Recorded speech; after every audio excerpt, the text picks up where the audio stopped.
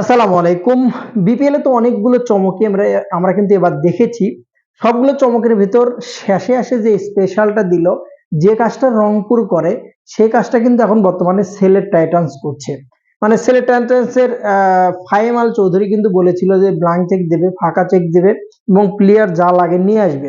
তার কথার সাথে কথা রাখার সাথে কিন্তু কিছুটা বোঝা যাচ্ছে, যেটা এখন পর্যন্ত যে সাইনিং গুলো করেছে, 2টা সাইনিং করিয়েছে এখন পর্যন্ত ফাইনাল সাম বিলিংস এবং অলরেডি কিন্তু ওক্স কিন্তু আপনার হচ্ছে দলের সাথে জয়েন করেছে এবং আজকে কিন্তু অলরেডি প্র্যাকটিসও করেছে। তো ক্রিস ওক্সের বিষয়টা ফাইনাল একবারে 100% দলের সাথে জয়েন করেছে। সাম বিলিংস এর বিষয়টা হয়তো বা কালকে বা তারপরে চলে আসবে ইমিডিয়েটলি, খুব ইমার্জেন্সি কালকে আসার সম্ভাবনা অনেকটাই।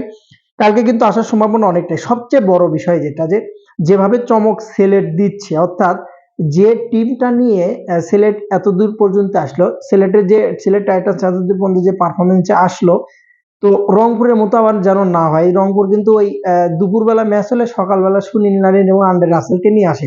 সেক্ষেত্রে কিন্তু সেম জিনিসটাই আমি দেখতে পাচ্ছি সিলেট টাইটান্স এর ক্ষেত্রে। তবে এটা ঠিক যে একটা জিনিস, সিলেট টাইটান্স এর যে জিনিসটা খুবই ভালো সেটা হচ্ছে যে প্লেয়ারকে নিয়ে আসার পরে কিন্তু তারা কিন্তু অলরেডি দলের সাথে জয়েন করে প্র্যাকটিসের কিন্তু 1-2 দিন সময় পাচ্ছে, যেটা খুব ইম্পর্টেন্ট, যেটা রংপুরের ক্ষেত্রে কিন্তু ভুল ছিল। তারা কিন্তু সকালে প্লেয়ার নিয়ে এসে দুপুরবেলা নামাই দিয়েছিল দলের কন্ডিশন বাদ দিয়ে। সেখান থেকে কিন্তু কিছুটা আলাদা সিলেট টাইটান্স। তো বলা যেতেই পারে সাম বিলিংসের যে পারফরমেন্স বর্তমানে যদি আপনি দেখেন, বিগ ব্যাশ সহ এসে টি-20 যদি দেখেন আপনি, টোটালি আমার কাছে বেশ লাস্ট যে ইনিংসটা খেলে 26 বলে 36 মোটামুটি টাচে আছে এবং English batter, wicket keeper, batsman জানেনি মোটামুটি বলা চলে যে ভালো মানেরই প্লেয়ার, আইপিএল খেলা প্লেয়ার। টোটাল মোটামুটি তার যদি আপনি দেখেন তার প্রোফাইলটা মোটামুটি ভারী। সো সেদিক থেকে বলাই চলে যে যদি সিলেট টাইটান্সে ময়েন আলীর সঙ্গে ওকসের সাথে সাম বিলিংস যদি ঠিকঠাক ভাবে যদি কাজে লাগাতে পারে, টাইমিংটা করতে পারে, কিন্তু একটা আগুন দল হবে। কিন্তু বলা চলে ইংল্যান্ডের ছোটখাটো একটা ইংল্যান্ডের দল কিন্তু সিলেট টাইটান্স।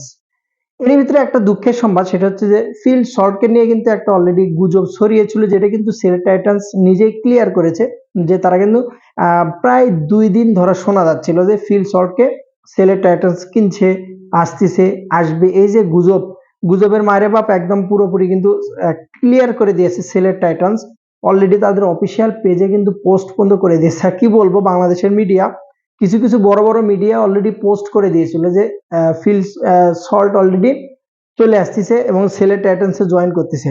সেটাতে কিন্তু পুরোপুরি একটা পানি ঢেলে দিয়েছে। তবে আমার যতটুকু জানা, যে হয়তোবা তার সাথে টাকার যে বনিবনা যে জিনিসটা, সেটা কিন্তু করতে পারেনি যতটুকু সম্ভব শোনা যাচ্ছে।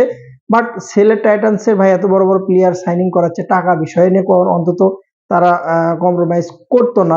ফাহিম আল চৌধুরীর প্রচুর টাকা ভাই, সো সেদিক থেকে তারা কিন্তু নিয়ে আসতেই পারতো।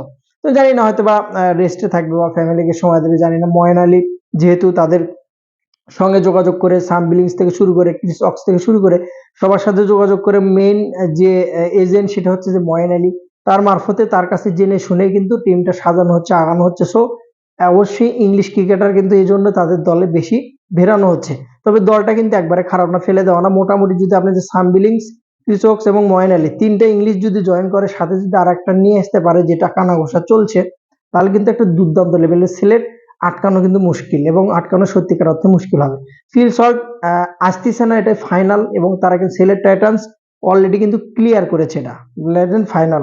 দেখা যাক নেক্সট ম্যাচ, নেক্সট সামনে দেখা যাবে আসল লড়াই, কোয়ালিফাই ম্যাচ শুরু হয়ে যাবে অলরেডি। আর অল্প সামান্য কয়েকদিন মাত্র, মাঝখানে 1-2 দিন। সো লড়াইটা কিন্তু শুরু হয়ে যাবে। এর ভিতরে হয়তো বা প্রত্যেকটা দল বড় বড় চমক নিয়ে কিন্তু হাজির হবে।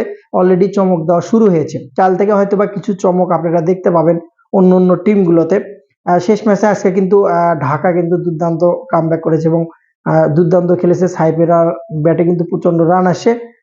তো সব মিলিয়ে টু জেড যদি বলি, সিলেট টাইটান্স অনেক শক্তিশালী একটা দল কিন্তু পরিণত হচ্ছে। যদি প্লেয়ার গুলোকে নিয়ে আসে, 2-1 দিন প্র্যাকটিসের সুযোগ দেয়, তবে কিন্তু বেস্ট হবে। তাছাড়া কিন্তু যদি নিয়ে এসে মাঠে নামায় দেয়, সেক্ষেত্রে রেজাল্ট পাওয়ার সম্ভাবনা খুবই কম। Best of luck Sylhet titans, congratulation, comeback, Sam Billings জলদি আ रहा है बीपीएल पर। ভালো থাকুন, সালাম আলাইকুম।